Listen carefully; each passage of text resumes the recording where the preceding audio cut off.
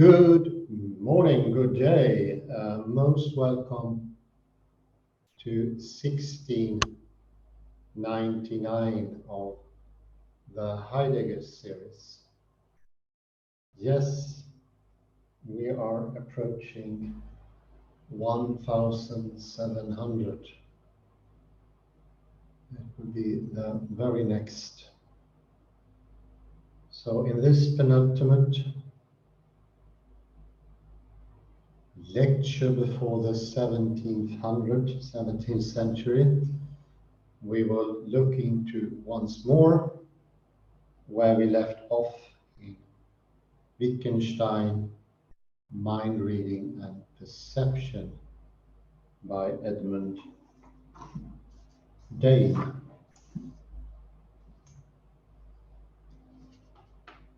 We left off with 1695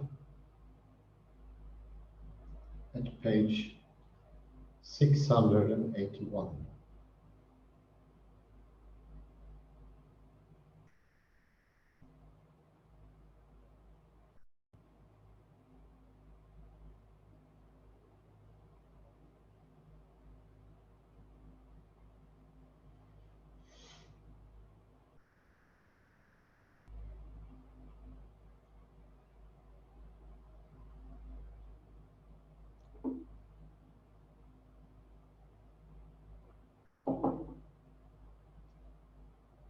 It's just beginning a new chapter, chapter 6, the insignificance.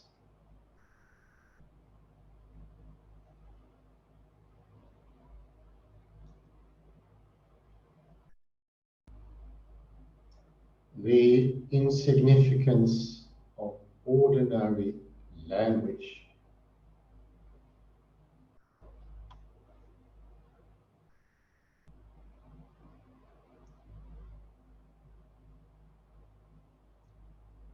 Not only does the kind of view of mind reading typically attributed to Wittgenstein conflict with Wittgenstein's description of his philosophical practice.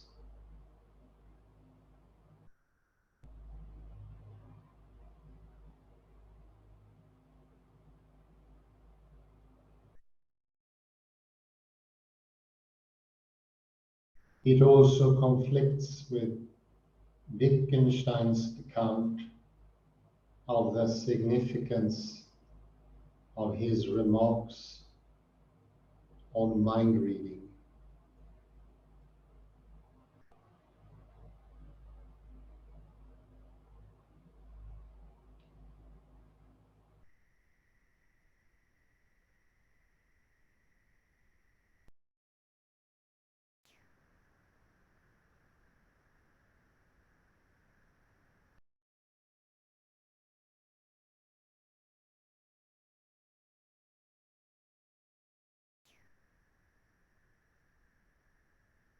Here, for instance, is how Wittgenstein describes the significance of his claim that we can see the glance of the eye, or the look you cast at someone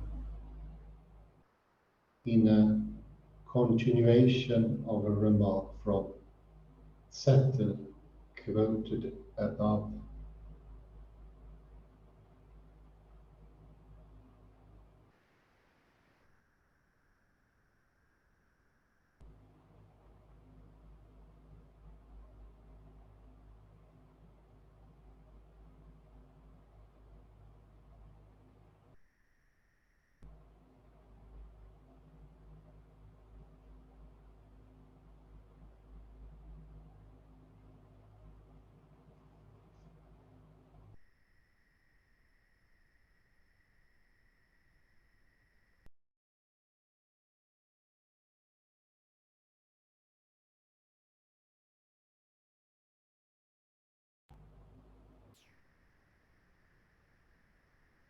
If you only shake free from your psychological prejudices,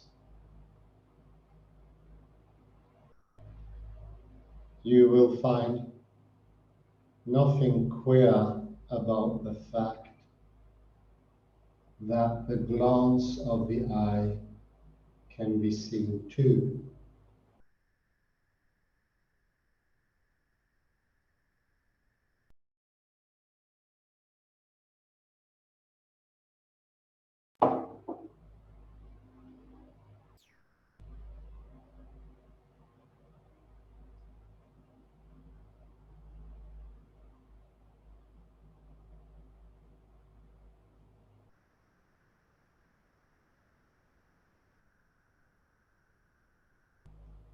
For I also say that I see the look that you cast at someone else.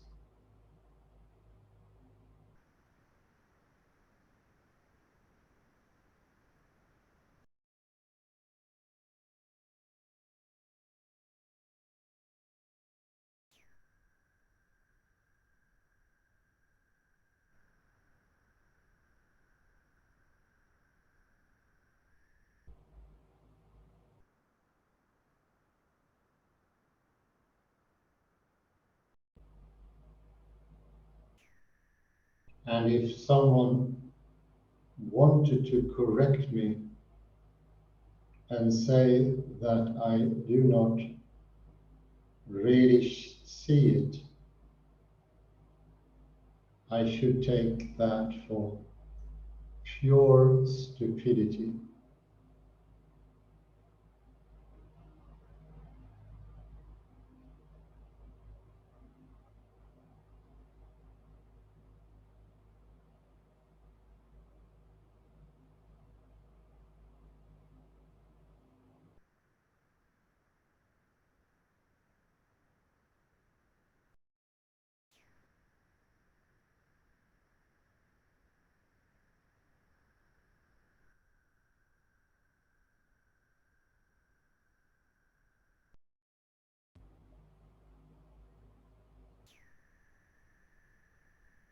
On the other hand, I have not made any admissions by using that manner of speaking, and I should contradict anyone who told me that I saw the glance just the way I see the shape and color of the eye.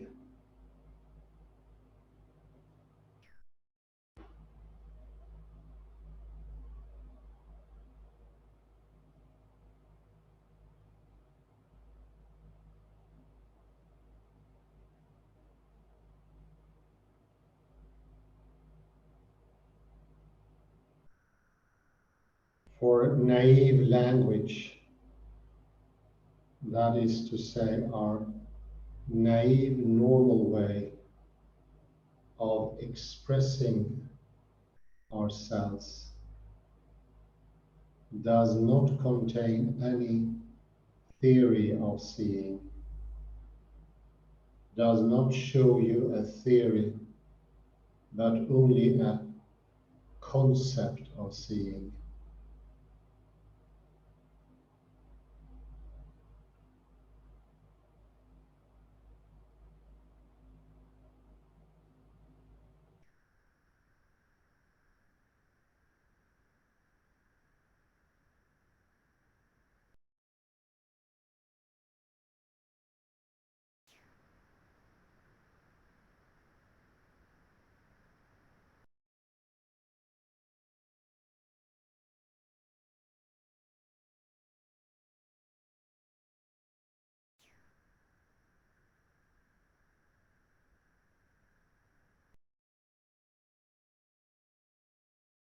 Wittgenstein claims here that we can see not only the color, shape, or movement of the eye, but also its glance or the look that you cast at someone.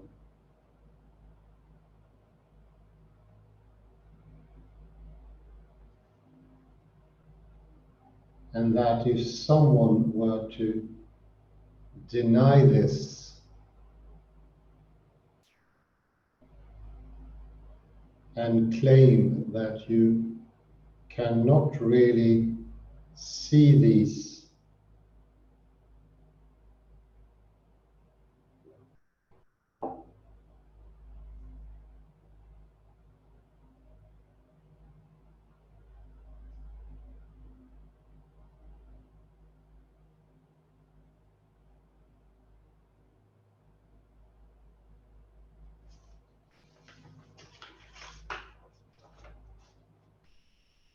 things, he would take that for pure stupidity.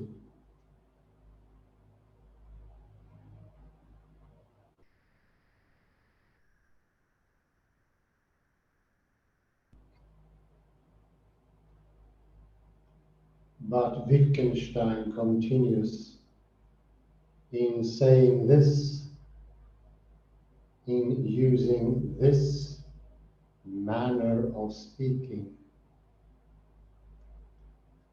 He has not made any admissions,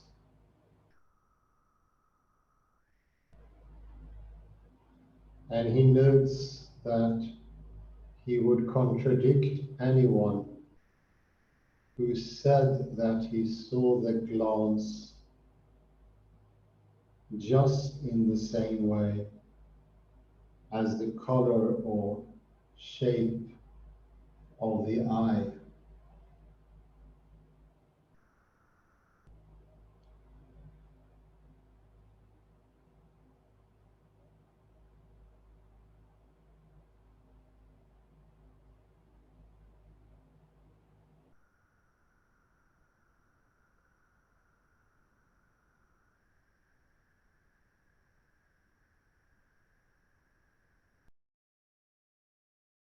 The claim that he has not made any admissions in using this expression is telling.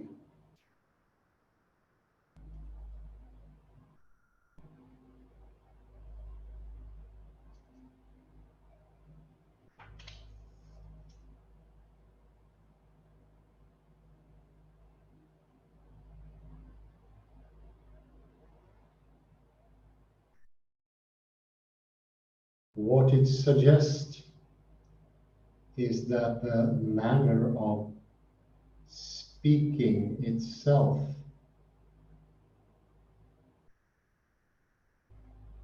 the ordinary form of expression we use in Wittgenstein's view, does not tell us anything about what it is we are talking about.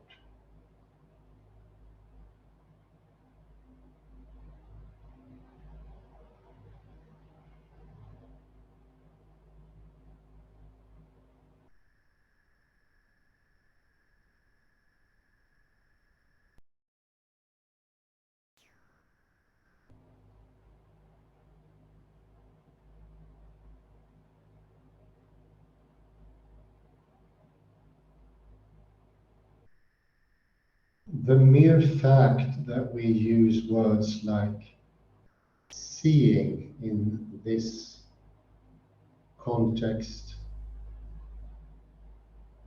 which Wittgenstein reminds us of,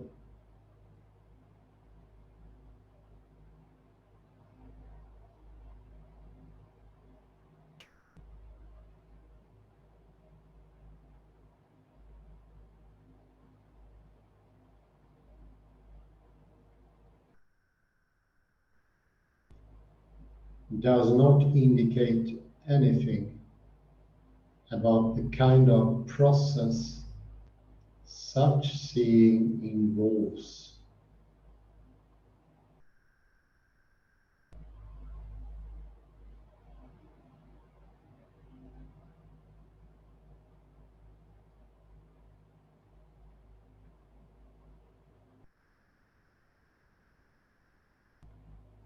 Our ordinary forms of expression do not in that way show us a theory.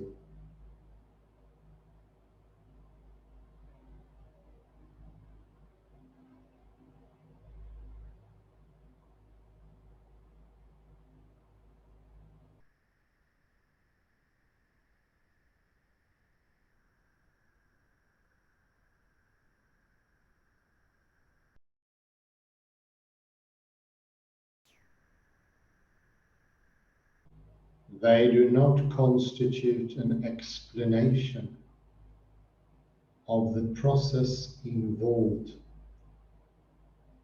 and they therefore cannot be shown to be true or false, correct or incorrect,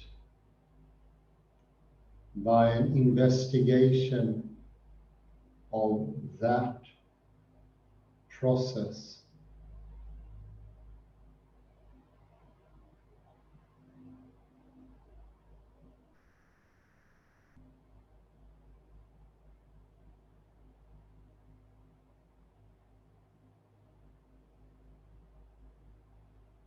In reminding us of the ordinary forms of the expression we use them,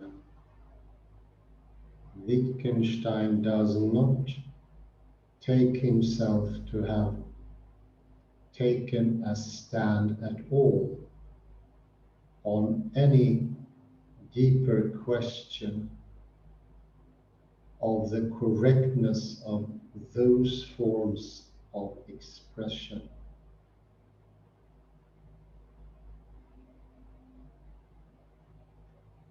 Or on the correct explanation of the process underlying our use of them.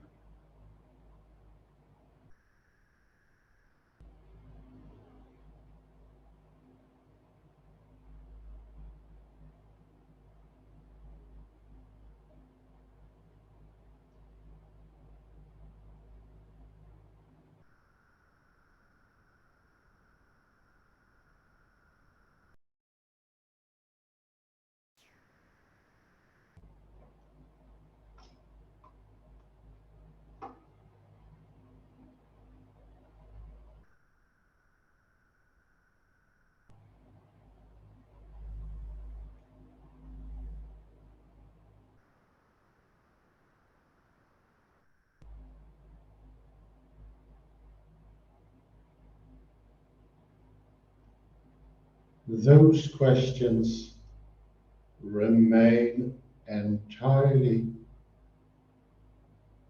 untouched, but what he has said as he understands it.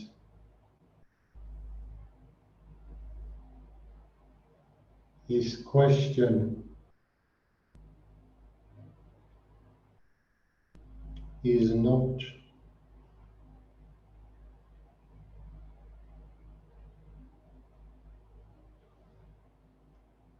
what goes on here, but what does one do with this utterance?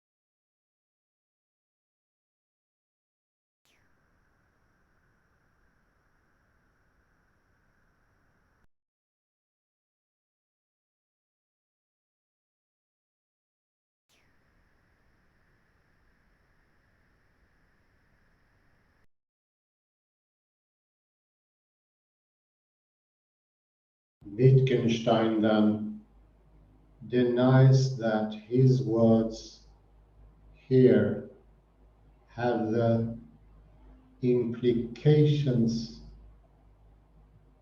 that are commonly attributed to them.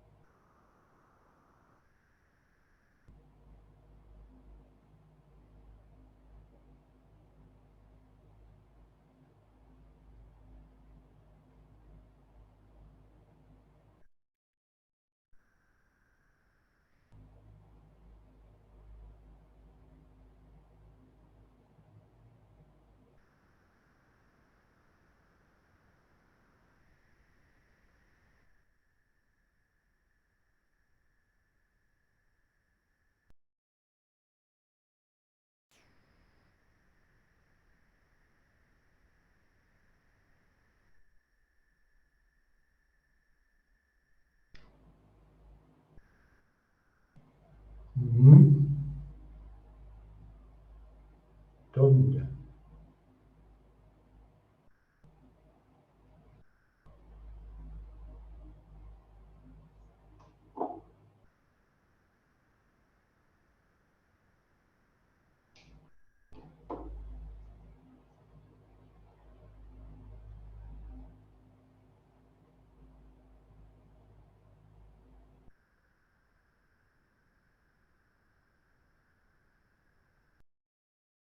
Is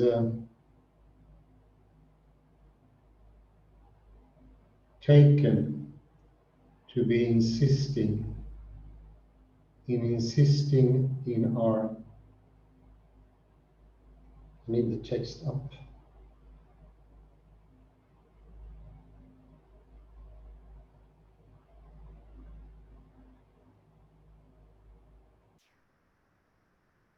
Wittgenstein then denies that his words here have the implications that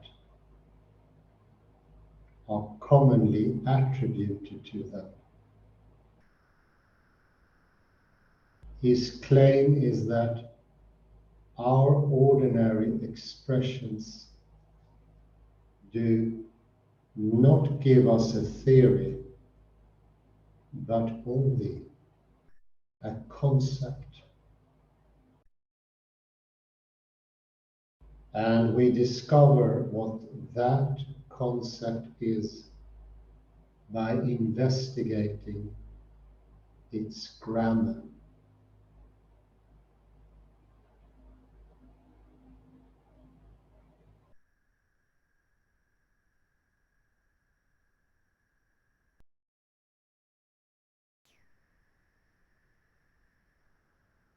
The significance of ordinary language for Wittgenstein lies not simply in the terms that we use, but in the way that we use them.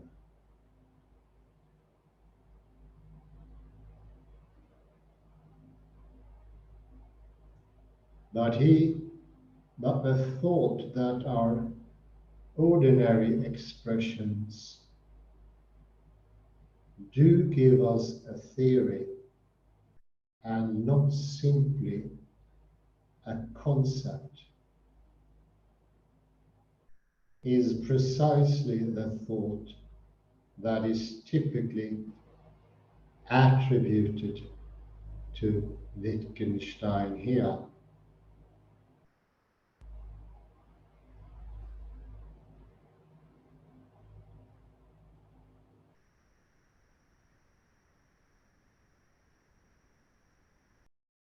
He is taken to be insisting on our ordinary forms of expression, on a particular explanation of the kind of process underlying our uses of those expressions.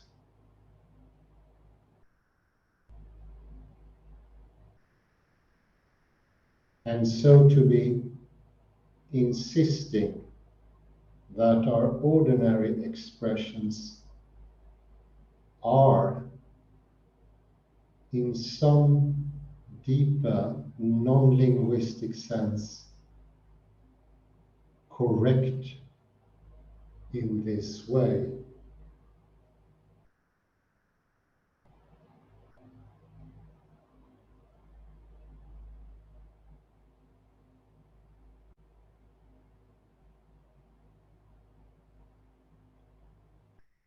Wittgenstein is taken to find a kind of significance in our ordinary forms of expression that he denies can be found here.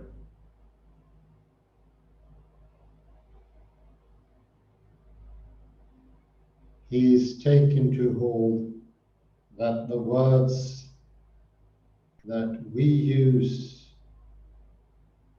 are by themselves a guide to the underlying process involved.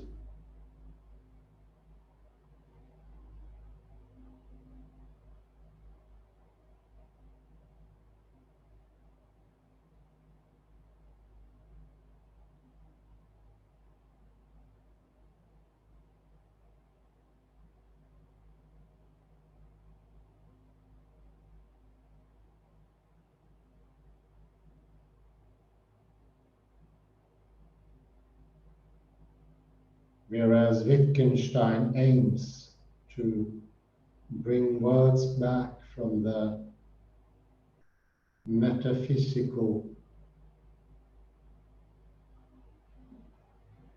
use to their everyday use.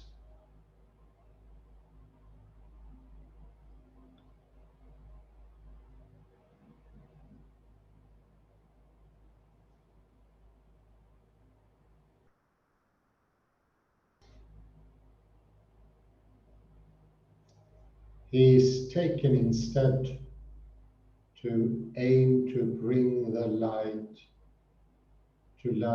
the metaphysics within the everyday use.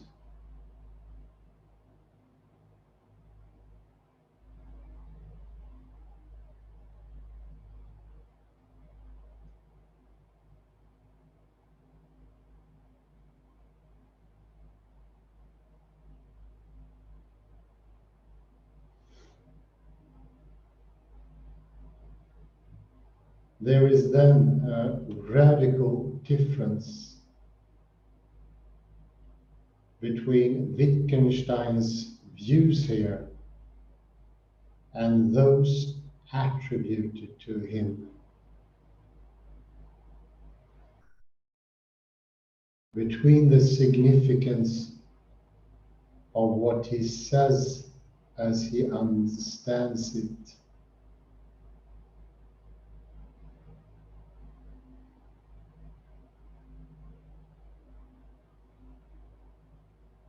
and the significance attributed to his words by others in representing his views.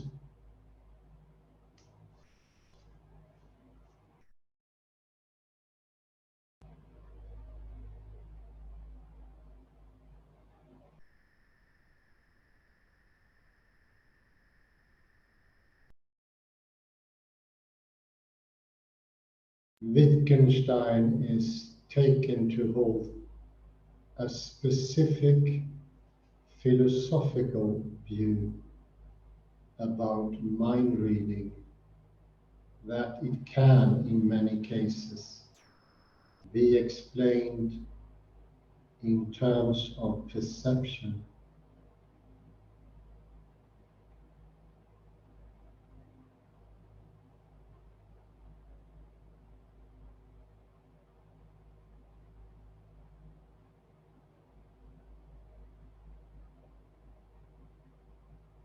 But Wittgenstein himself, in line with his account of his aims and methods in philosophy,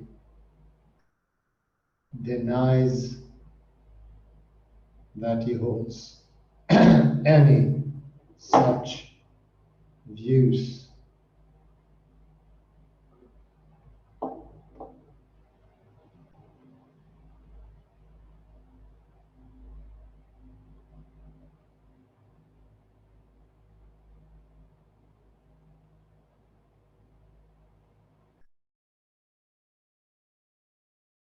Instead, what Wittgenstein does in the remarks quoted above is simply remind us how we use words such as seeing here, reminding us, for instance, of the ways in which our uses of those words contrast with our uses of words such as interpret or infer.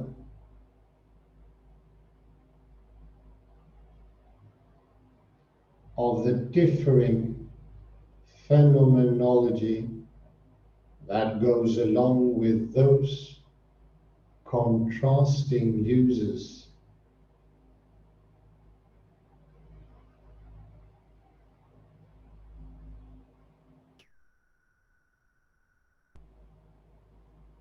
And of the primacy of the vocabulary of emotions in describing others' faces.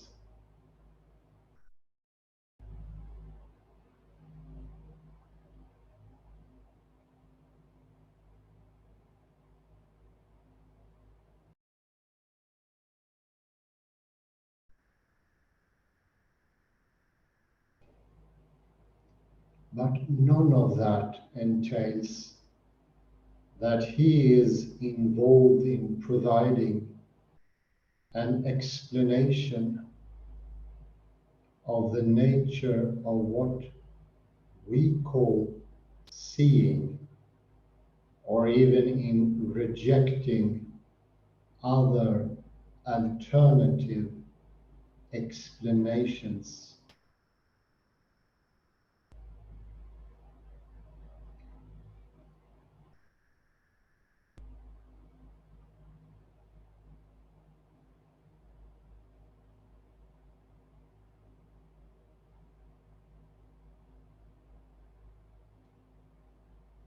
What he rejects are rather false description of the grammar of our language, descriptions that conflict with our ordinary forms of expression.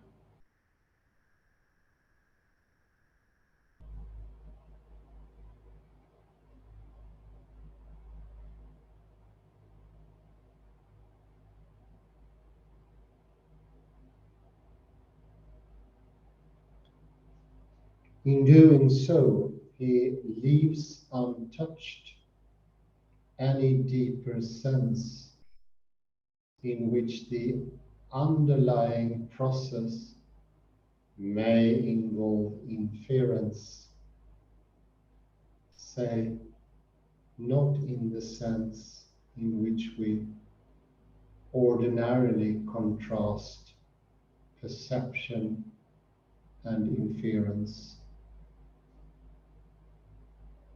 but in some other unspecified sense of the word.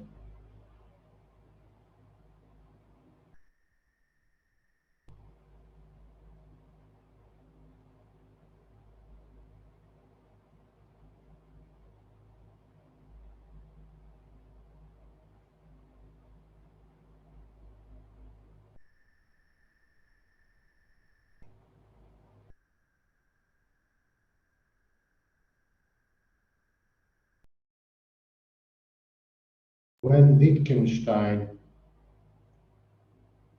claims that we see emotion, or that the fury is present in another's face as clearly as in my own breast,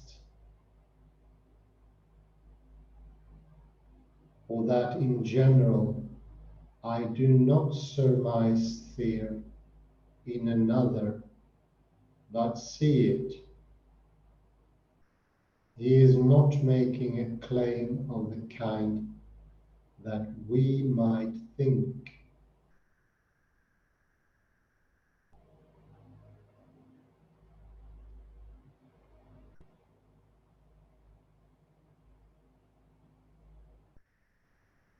He is not claiming that we really do, in some deeper, non-linguistic sense, perceive others' mental state, but only reminding us of the expressions that we ordinarily use.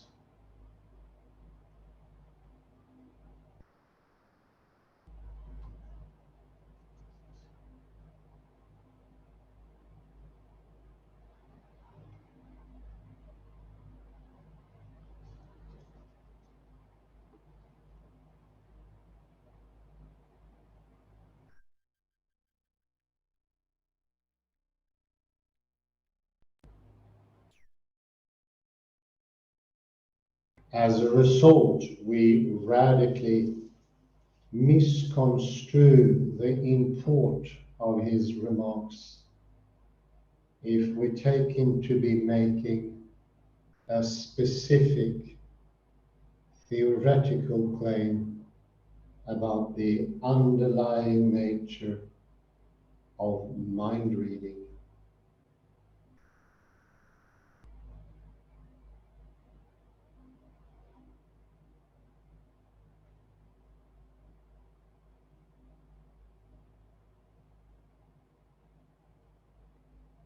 Moreover, if we do take Wittgenstein to be arguing for such a view, his argument must seem quite limited.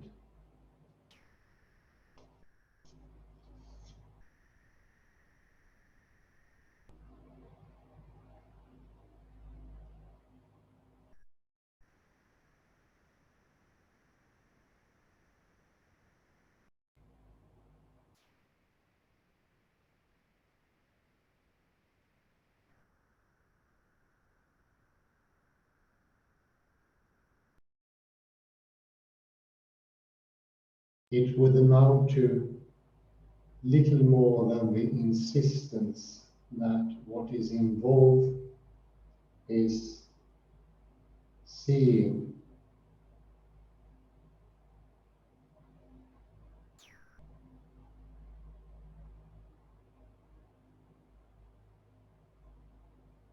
Because we call it seeing.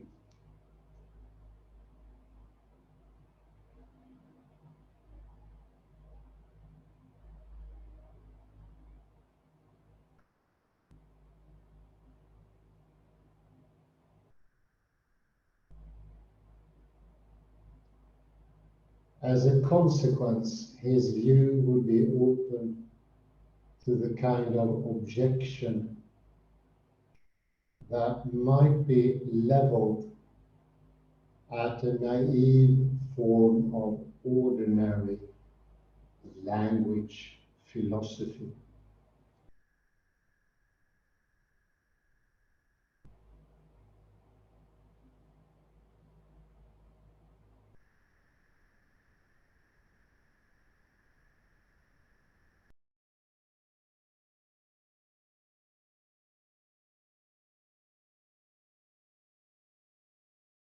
Our ordinary expressions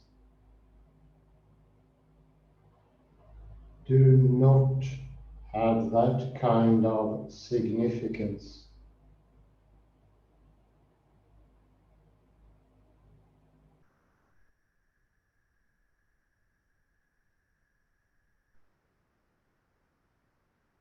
But that is precisely what Wittgenstein is saying.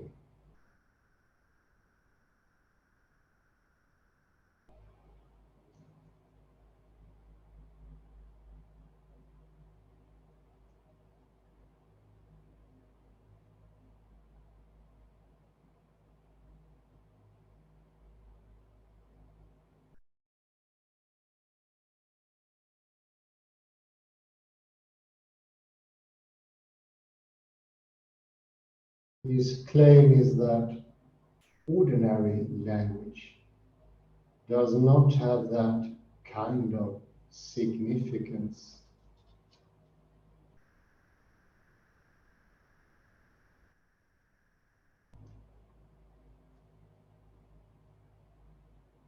It does not embody a theory, but only a concept.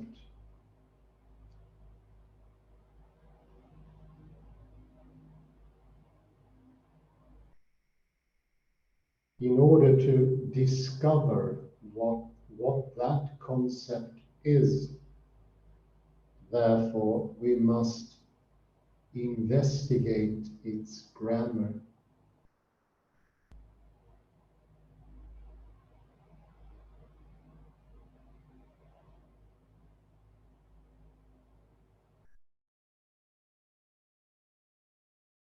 We will not even be in a position to have a theory here until we understand more clearly what that concept involves.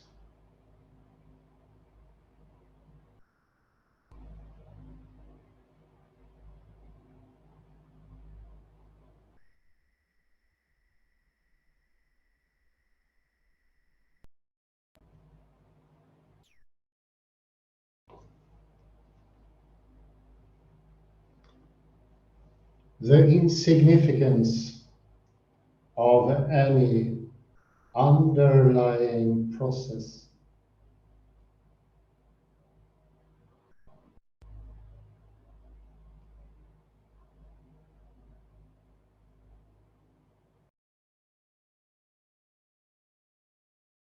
Wittgenstein then should not be read as giving an explanation of the kind of process that lies behind our use of words like seeing in connection with mind reading, or as seeking to show our ordinary forms of expression here to be in some non-linguistic sense correct.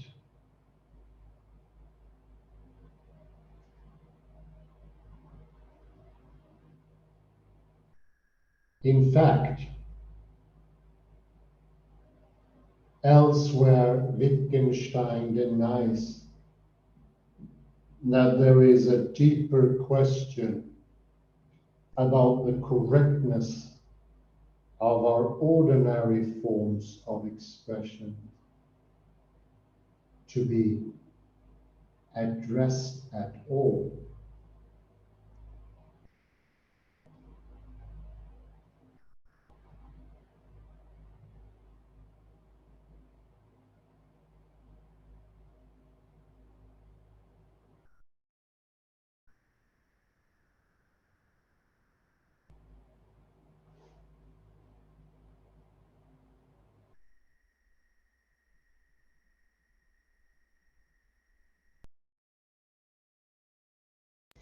Naturally, the question isn't, is it right to say, I see his sly wink?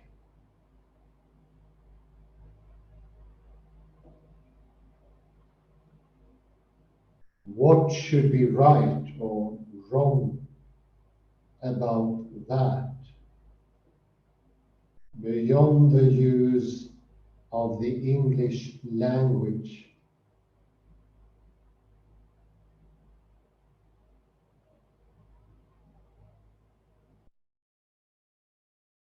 nor are we going to say the naive person is quite right to say he saw the facial expression.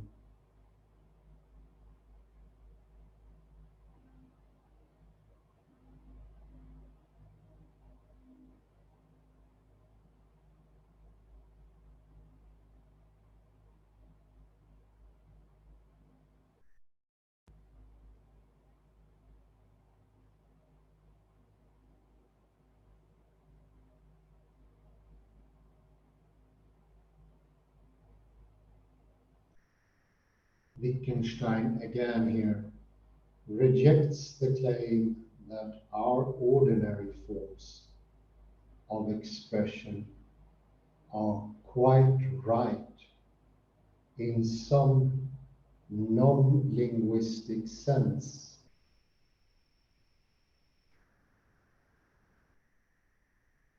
That, at any rate, is not what he wants to say.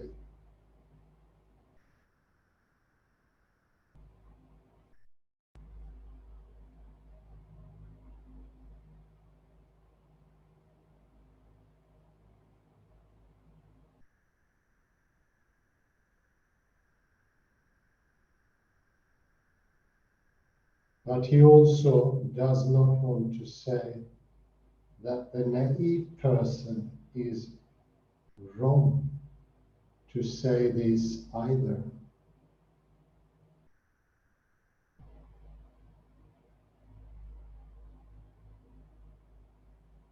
Or that someone who denies that we really see such things is right after all.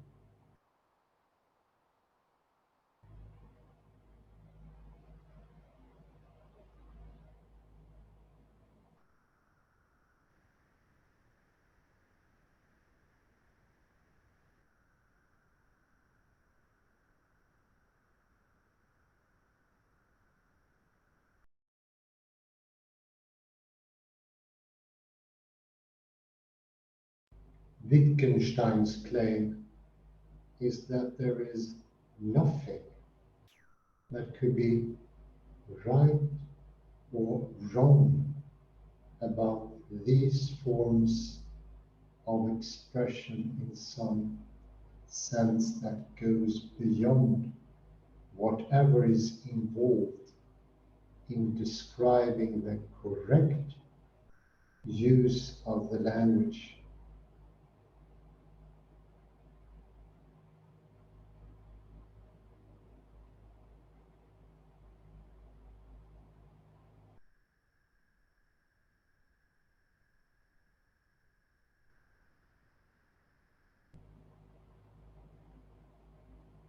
Wittgenstein's claim in this remark is, first and foremost,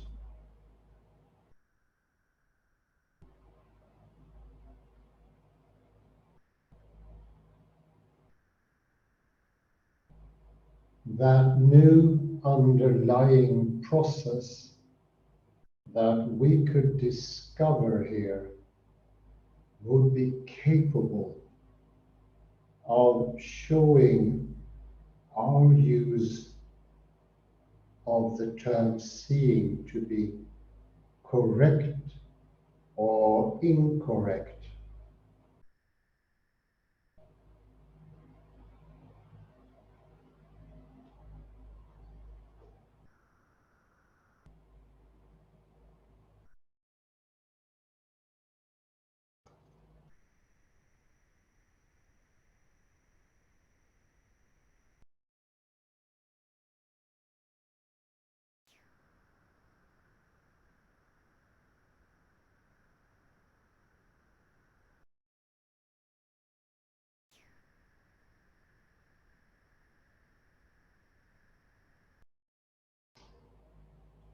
We are not entitled to use this term because of any particular underlying process it might involve, and our use of it does not depend on our belief in the existence of such a process.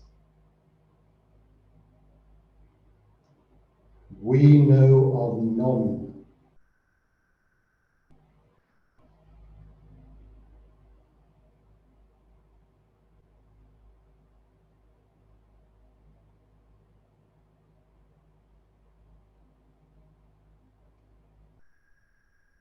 Our concepts are simply not justified by reality in that way.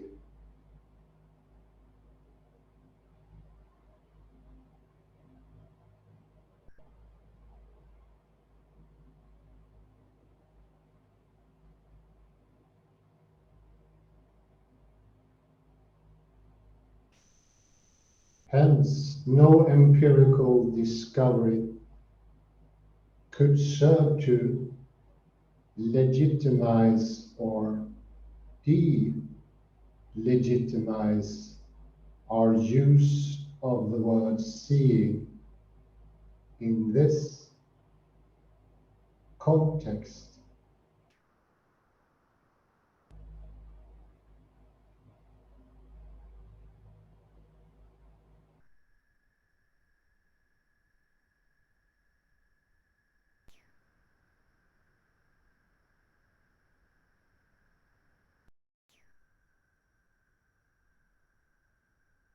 That again is a part of what Wittgenstein means in saying that our ordinary expressions show us a concept and not a theory.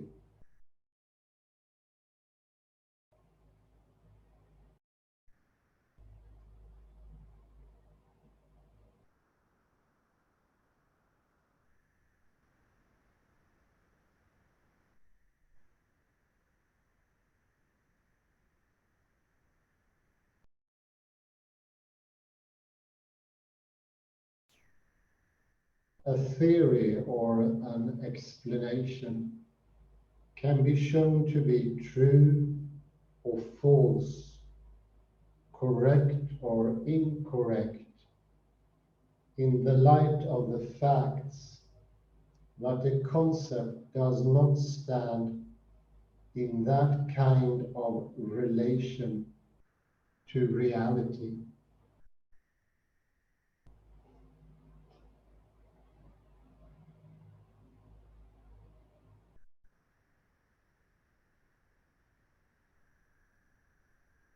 Concepts can be more or less useful in light of the way the world is, but not correct or incorrect. These terms have no application here.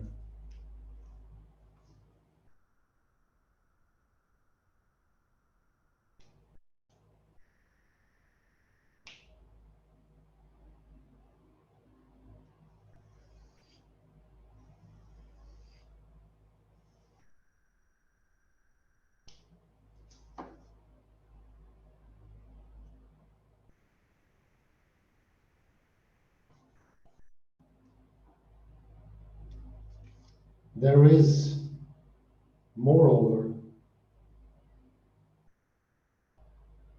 no reason to think that there must be a common and distinctive process uniting even those cases of what we call seeing in relation to others' thoughts or feelings.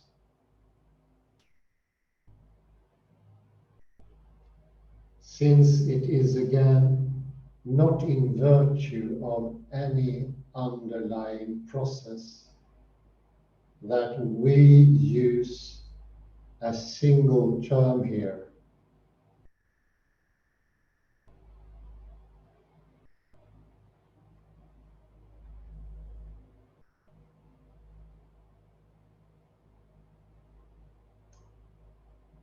The unity of seeing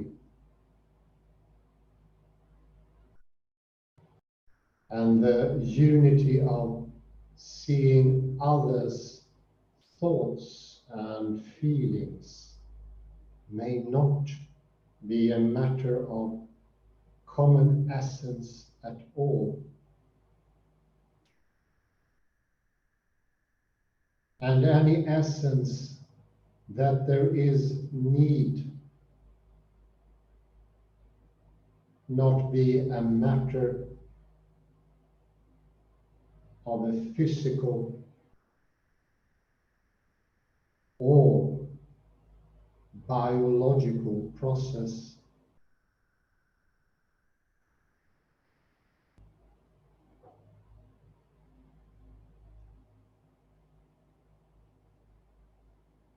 We could, of course, still investigate empirically the underlying process or processes involved.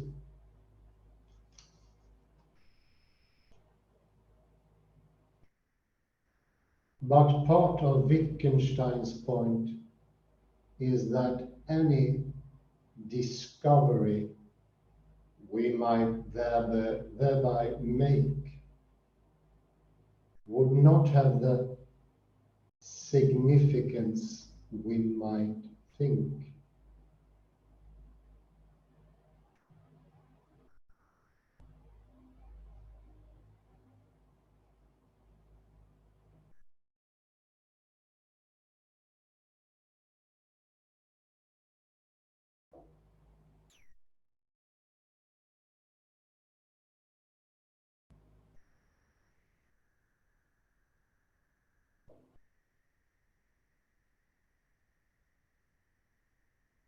Suppose, for instance, that we were to discover that there is an underlying process that distinguishes this kind of case from other things we call seeing.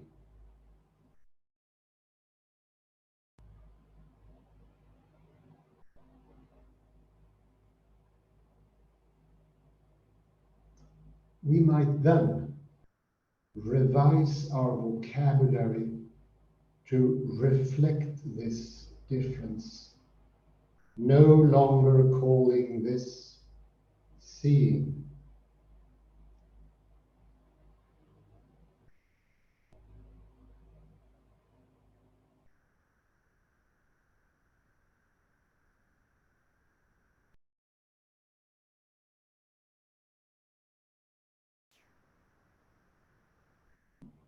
But we would not here thereby have established that what we are dealing with is not a form of seeing.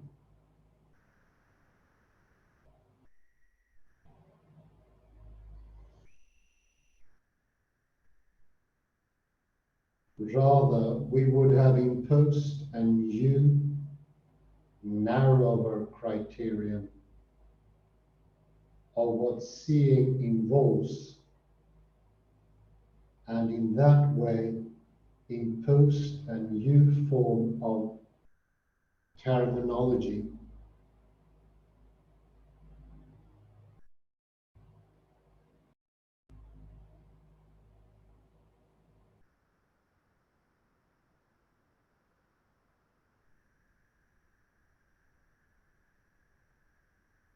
To deny that seeing others' mental states constitutes a form of seeing in this way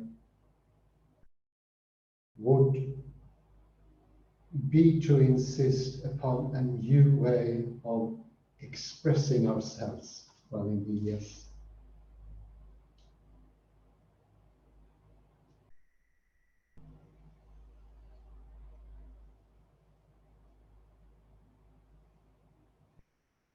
It would not be to report an innocent empirical discovery.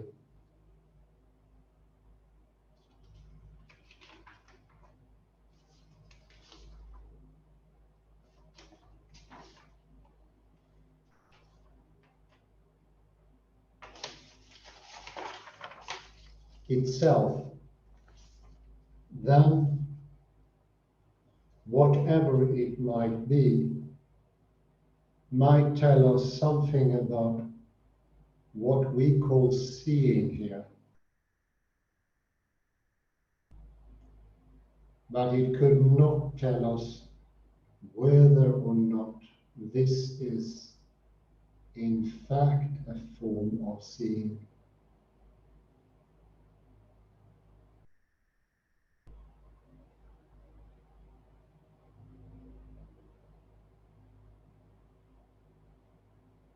Or whether we should call this seeing or anything of that sort.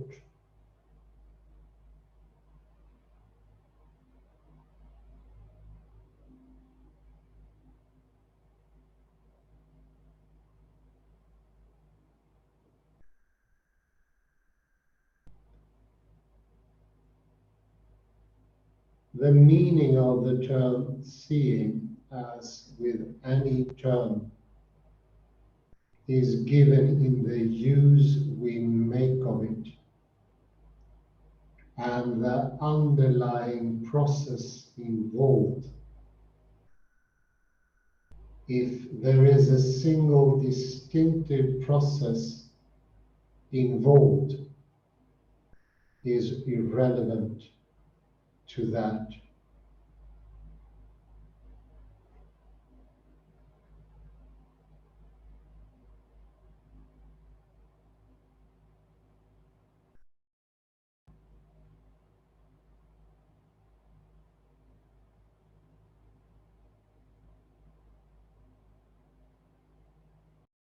Moreover, it is not clear that we can isolate instances of seeing others' thoughts and feelings in the way we would need in order to investigate the underlying process involved empirically.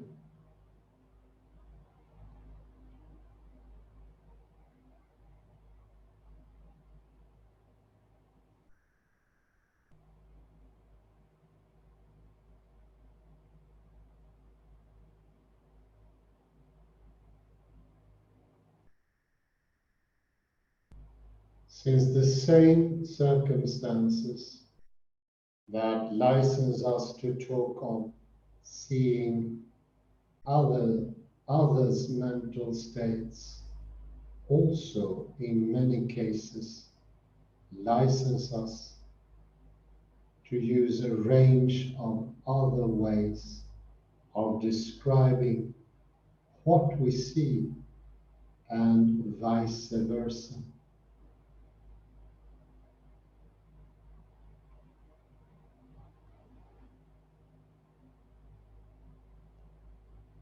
There are not, therefore, distinct cases of seeing,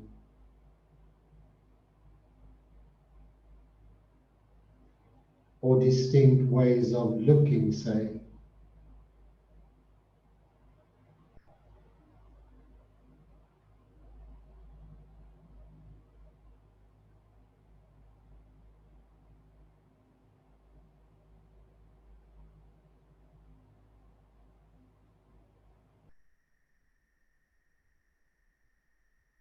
That accompany the different ways in which we can describe what we see,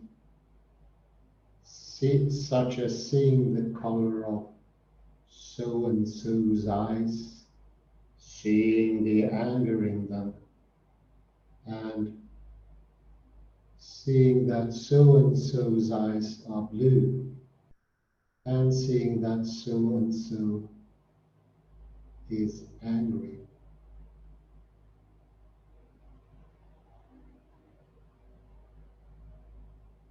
Rather, we have different expressions that can come apart,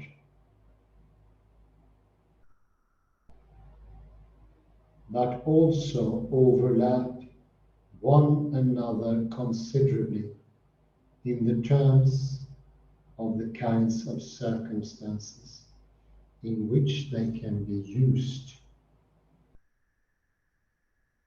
So I'll put a little pause there.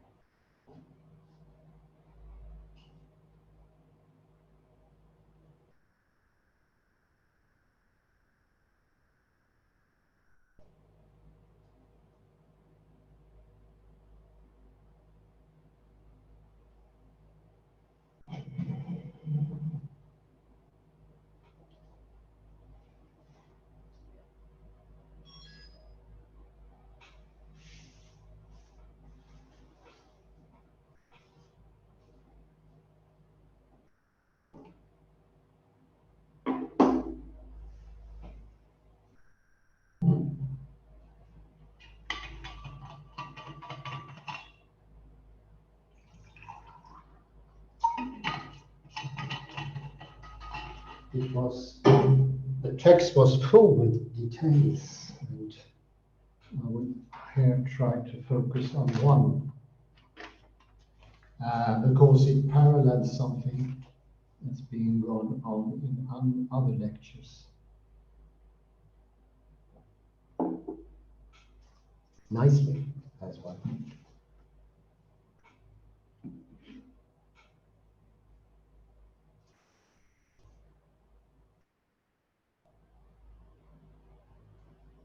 And if we go down a little bit from where you are to the title of the insignificance of any underlying process.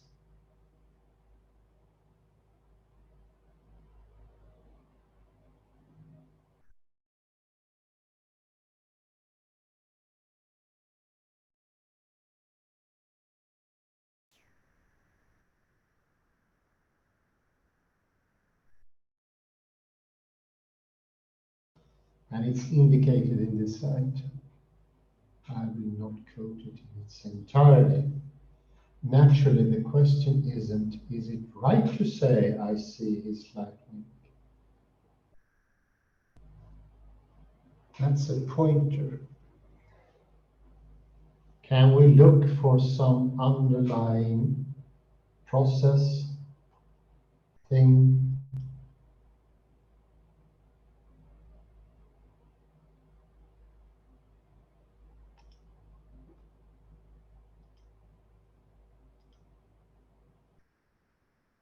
Is there anything underneath that could be a checking, so we can be certain, empirically certain, so to speak?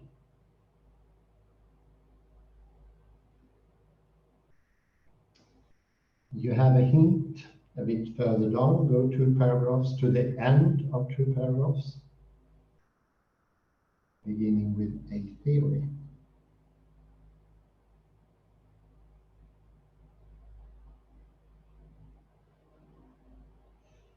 A theory or an explanation can be shown to be true or false, correct or incorrect, in the light of the facts, but a concept does not stand in that kind of relation to reality.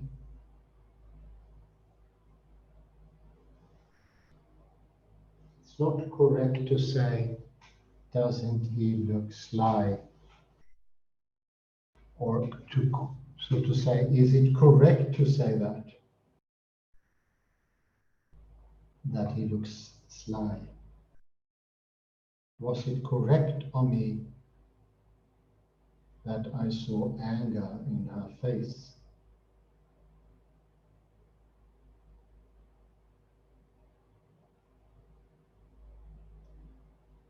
And the next sentence give a hint, can be helpful, I hope, for you. Concepts can be more or less, just continue, useful in light of the way the world is. But this is extremely important, but not correct or incorrect. These terms have no application here. And here Wittgenstein brings in a very interesting understanding that goes 70 years back, and now is an understanding that is, for instance, at least partly applied in Bayesian mathematics and statistics. They don't have an underlying, or in the case of Bayesian statistics, outside world as checking the statements. They check themselves.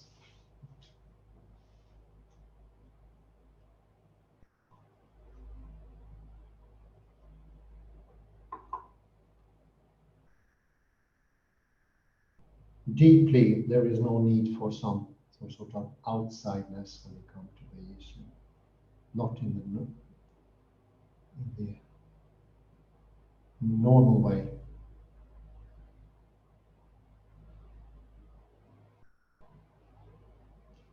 The last sentence on the same page.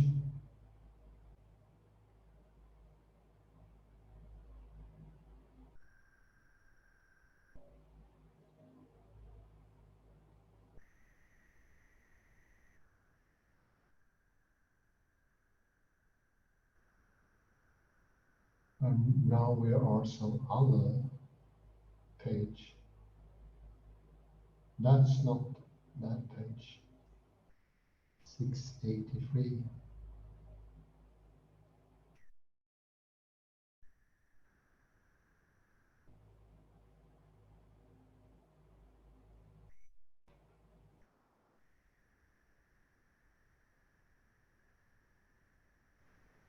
To deny that seeing, it's the last sentence of that page, to deny that seeing others' mental states constitutes a form of seeing, nota bene, form of seeing. In this way would to be insist upon a new way of expressing ourselves. It would not be a report, not be to report an innocent empirical discovery. The discovery itself, then, whatever it may be, might tell us something about what we call seeing here.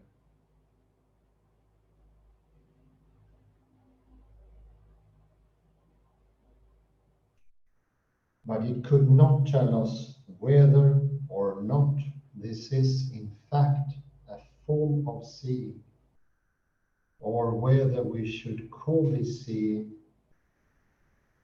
seeing or anything of that sort.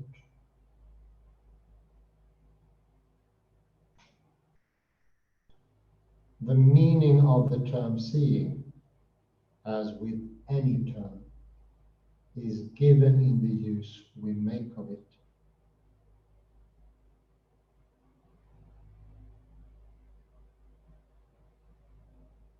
And the underlying process involved, if there is a single distinctive process involved, is irrelevant to that.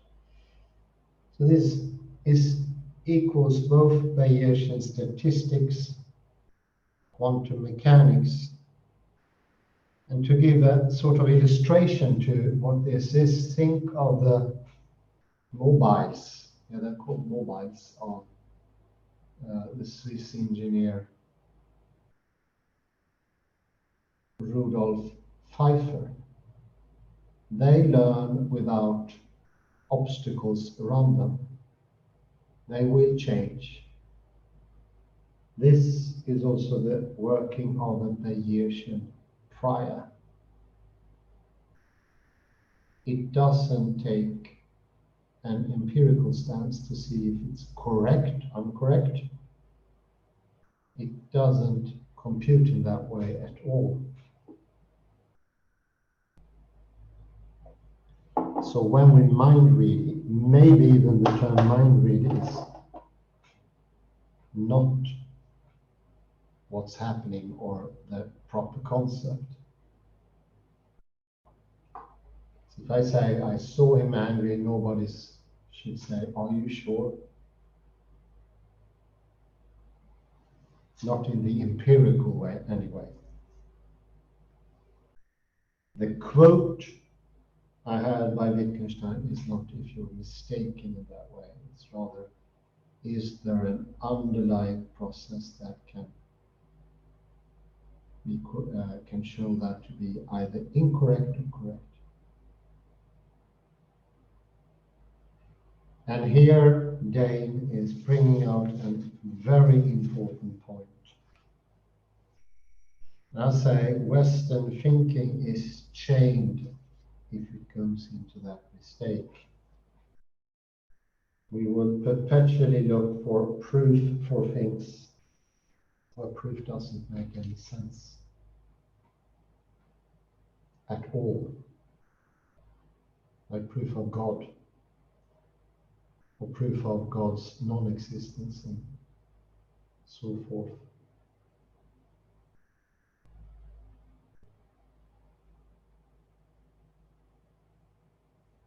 This is just to bring something out directly. Where does it come from? Imitation of science would be a guess from my point of view. Sort of what I call technological thinking. So how we use language in a million years or thousands of years, all of a sudden are not clear anymore, and we need to look at something underlying to say if someone is angry or happy. It's been normal all these times, and now it's already under question. This is where things like epistemology could show its rather nasty character and make ludicrous false claims.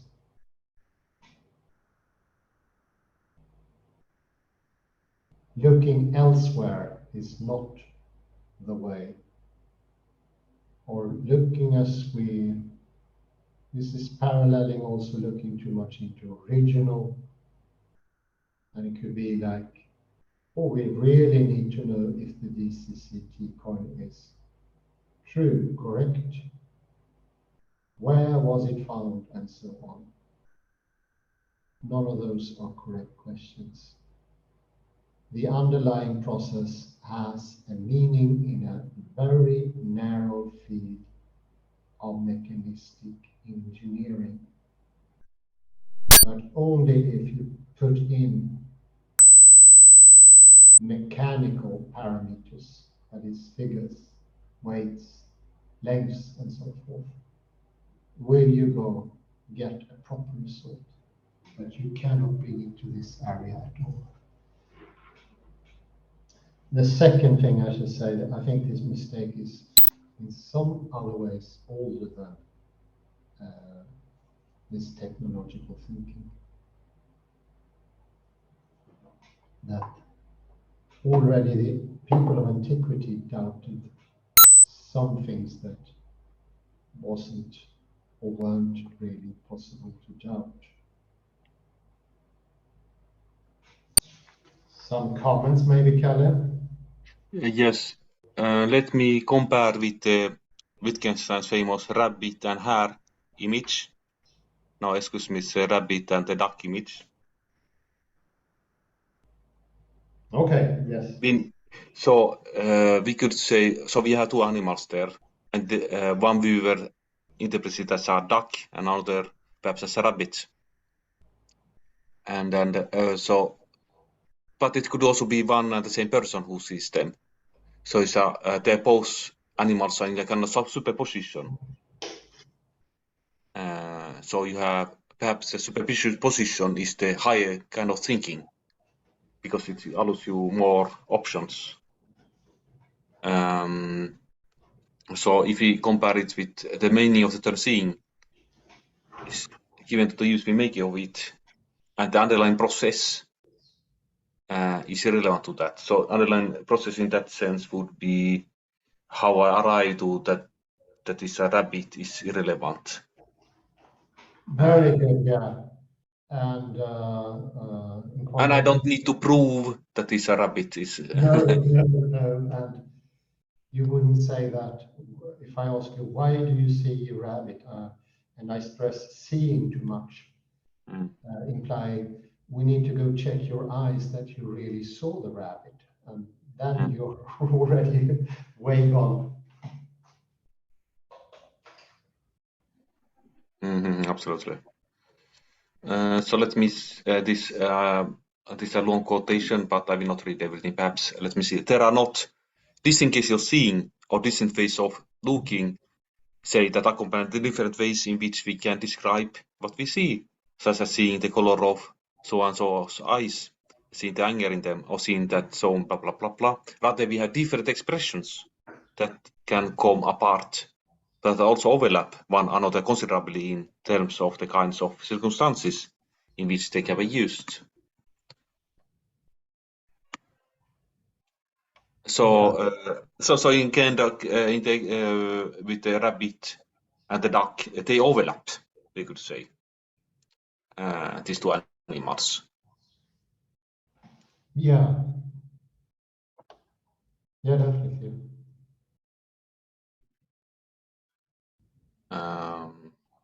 You can bring that further, that when you see the rabbit, it is almost, now there's a rabbit there as well. It's not only that you see something, that it is not that you have a visual object, called a rabbit. There is a rabbit there. And that's it. Yes. So it's like asking, can you give me proof that it's a rabbit, as you told me earlier? Yeah. Yeah, most definitely. But I think the exciting thing, what this life is about, is that you have different options. And like you have the rabbit and duck, but as I argued in the past, you have also a hare there. Yeah, and of course, much more. But I don't go there and prove that you have also a hare there. No, indeed. Very good, Kalle. Indeed. It is technological thinking that needs proof. And by going in that way, we destroy everything. So it's not a positive way to go.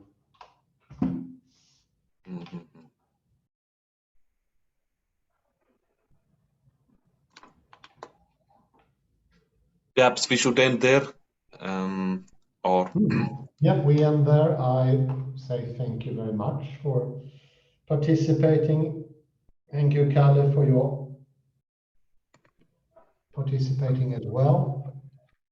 And to everyone listening or looking, have a very nice morning, day, afternoon, evening, night. Bye bye for now. thank you.